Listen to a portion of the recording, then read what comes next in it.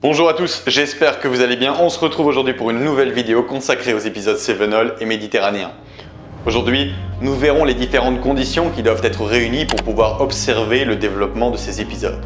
Nous allons parler de gouttes froides, d'air chaud, de placement de masse d'air polaire, de forçage et d'encore bien d'autres termes qui, je l'espère, vous passionneront tout autant que moi et vous permettront surtout de mieux comprendre ces phénomènes.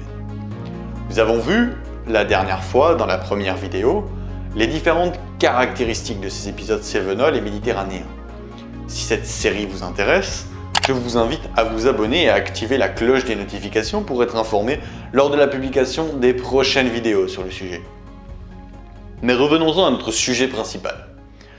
Nous savons désormais que ces épisodes sont les plus intenses à la fin de l'été et au début de l'automne. Mais pour quelle raison ? Eh bien pour commencer, intéressons-nous au processus de mise en place de ces épisodes. Il s'agit en réalité avant tout d'un conflit de masse d'air. L'air chaud et humide provenant de la Méditerranée et un air lui par contre beaucoup plus froid venant des régions polaires. C'est cette rencontre entre deux extrêmes qui va donner un conflit de masse d'air et qui va permettre l'apparition d'un épisode cévenol ou méditerranéen. En résumé, plus l'écart de température sera important, plus il y aura la probabilité d'avoir une instabilité intense sur notre département méditerranéen. Vous comprendrez pourquoi c'est à la fin de l'été que les épisodes de pluie peuvent être les plus intenses, tant la différence de température est possiblement significative, ce qui conduit également à une plus forte instabilité. Alors, tout cela est bien beau, mais ces masses d'air chaudes et froides, d'où viennent-elles précisément ? Pour la masse d'air chaude, c'est assez simple, elle provient de la Méditerranée qui a été chauffée durant la période estivale. D'ailleurs, le vent marin induit par ces épisodes jouera un rôle important dans le conditionnement de l'épisode. Nous en reparlerons un peu plus loin dans la vidéo. Pour la masse d'air froide maintenant. Il s'agit d'une masse d'air polaire. Mais comment en fin d'été pouvons-nous concevoir l'incursion d'air polaire dans nos régions qui sont, à la fin de l'été, tout de même assez clémentes ? Eh bien en réalité, attention, il s'agit d'un air froid d'altitude. Et donc pour mieux vous l'expliquer, je vous invite à observer le schéma suivant. Représenté par des flèches noires, vous pouvez voir le jet stream qui circule tout autour de la Terre. Il se compose de vents très puissants d'altitude qui séparent les masses d'air chaudes et froides. Généralement, les masses d'air froides circulent tout autour de la Terre en suivant le jet stream. Mais il arrive qu'une partie d'air froide se décroche. C'est la partie justement qu'on voit actuellement sur le schéma. On va alors appeler cette partie une goutte froide. Et c'est précisément cette goutte froide qui va nous amener notre air froid d'altitude. Nous avons donc, pour simplifier, à faible altitude de l'air chaud et situé plus en altitude, généralement, pour faire précis, entre la troposphère et la stratosphère, sont environ entre 7 et 16 km au-dessus du niveau de la mer, un air qui lui est beaucoup plus froid. Intéressons-nous maintenant au placement et plus particulièrement à celui de la goutte froide. Pour que l'épisode puisse débuter, la goutte froide doit être située approximativement entre le golfe de Gascogne et l'Espagne, sur l'océan Atlantique.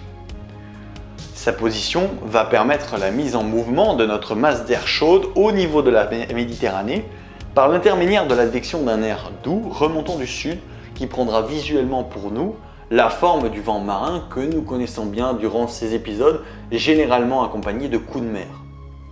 Nous avons désormais des éléments essentiels pour qu'un épisode cévenol se déclenche, ainsi qu'un placement idéal. Cependant, ce n'est toujours pas le cas. Il manque tout de même un détail essentiel qui conditionnera notre épisode. Ces deux masses d'air, chaudes et froides, doivent se mélanger pour espérer observer de l'instabilité sur nos régions. Or, elles n'ont pas pour habitude de le faire. Mais si cela se produit, nous pouvons observer des orages généralement accompagnés d'éclairs et de fortes pluies. Il nous manque un déclencheur. Et en météo, ces déclencheurs sont appelés des forçages. Même s'il en existe plusieurs types, nous allons nous concentrer sur celui qui nous impacte la quasi-totalité du temps sur les épisodes cévenols. Le but du forçage est de déstabiliser ces deux couches d'air chaude et froide bien distinctes et de créer une brèche pour qu'elles se rencontrent.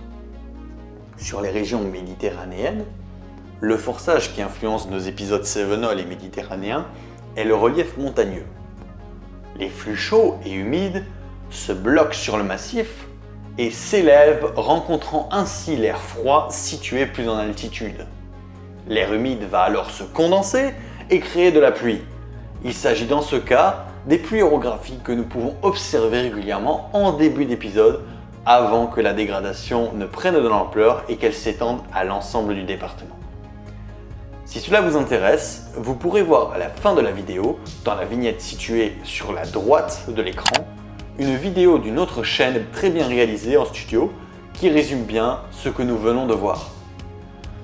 Et voilà, ainsi s'achève cette seconde vidéo consacrée aux épisodes cévenol et méditerranéens.